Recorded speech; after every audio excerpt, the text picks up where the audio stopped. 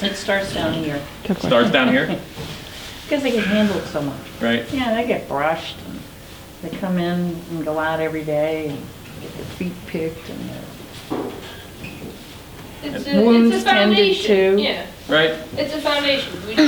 We know what they're gonna see and what they're gonna have to deal with, and we try to give it to them from day one, so that when they go on, they already know. They can go back to that basics all Right. the time. You know, they know how to lead from very early age. We have our mother and 2 sisters Right. and a brother.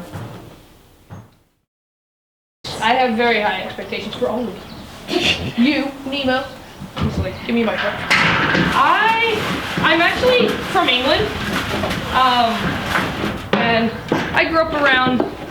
It's England. I lived outside of the city, so it's a farming community, and there were a lot of surrounding farms. And so I grew up loving animals and dogs and horses and all that fun stuff. My family moved over here because my father works for IBM and he was transferred.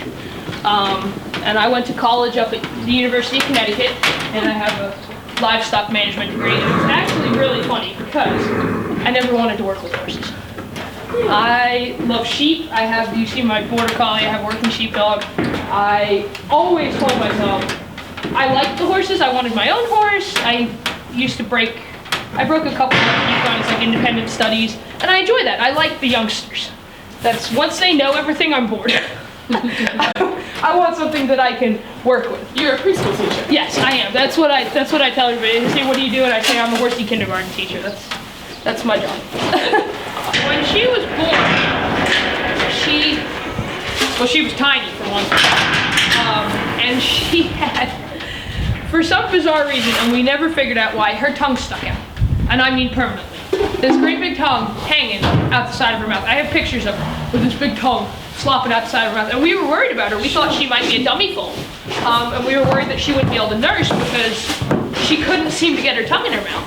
She had like no control of it. It just flopped. She would gallop around that field with this big tongue flapping up the side of her face. She'd come in with the whole side of her face wet from her tongue slapping up and down the side of her face.